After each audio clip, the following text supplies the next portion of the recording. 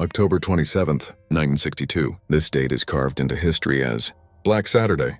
In the Situation Room of the White House, President John F. Kennedy sat in silence. Across the world, in the Kremlin, Nikita Khrushchev waited for a signal. The world was at DEFCON 2, the highest level of nuclear readiness. In history, American B-52 bombers were circling the skies, fully loaded with nuclear payloads, waiting for the order to drop.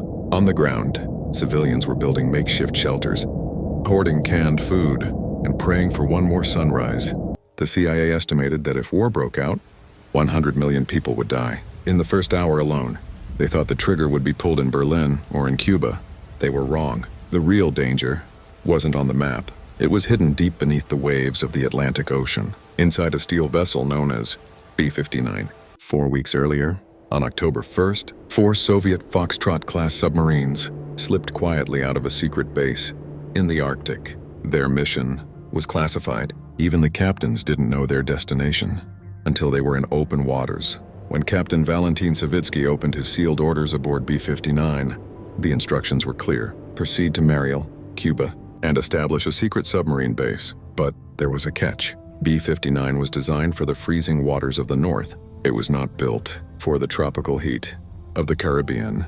As they approached the quarantine line set by the U.S. Navy, the submarine's cooling systems failed completely. The temperature inside the engine room climbed to 60 degrees Celsius. In the control room, it was a suffocating 50 degrees. The air scrubbers struggled to remove carbon dioxide. The crew began to suffer from heat exhaustion. They were dehydrated, surviving on less than a glass of water a day.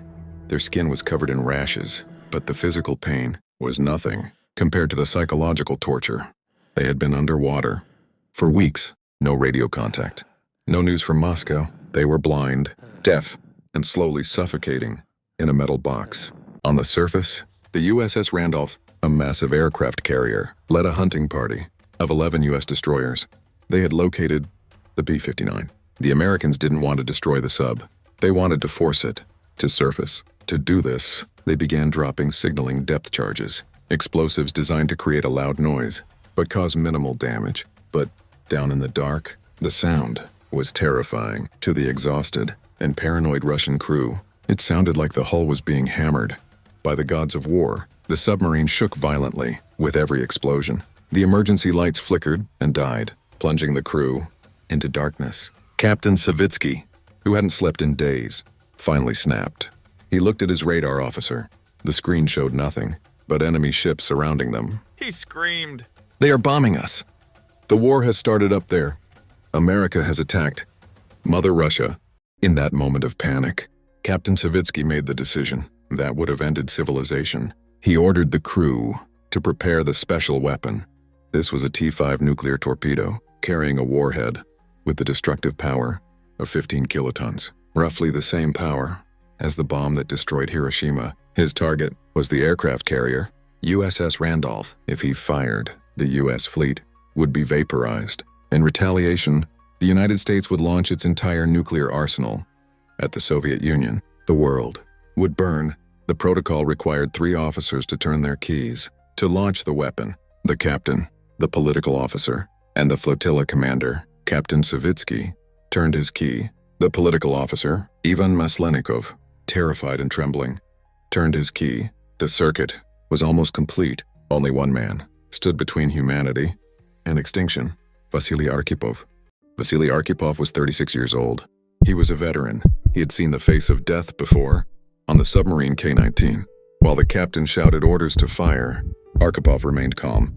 He stepped forward and blocked the final key. The control room fell silent, save for the heavy breathing of dying men. Witnesses say a heated argument broke out.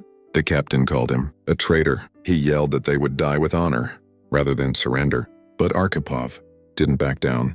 He spoke with cold logic. He told the captain, "These are signaling charges. They are dropping them left and right. Not on top of us.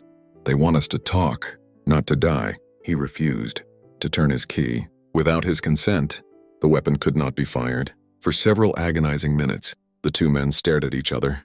The fate of the world hung in that small, sweaty, dark room. Finally, the captain lowered his head. The order was rescinded. The torpedo bay was closed.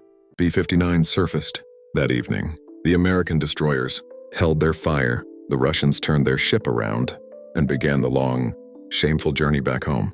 When they arrived in Russia, they were treated not as heroes, but as failures. One admiral told them, "It would have been better if you had gone down with your ship." The incident was buried in top-secret archives. Vasili Arkhipov lived the rest of his life in modesty, never boasting about the night he saved the world. He died in 1998 from kidney cancer, likely caused by radiation exposure from his time at sea. The world only learned the truth in 2002. Today we walk, we breathe, and we dream because 40 years ago, one man had the courage to say no. This is the Dossier. Subscribe and uncover the secrets history tried to hide.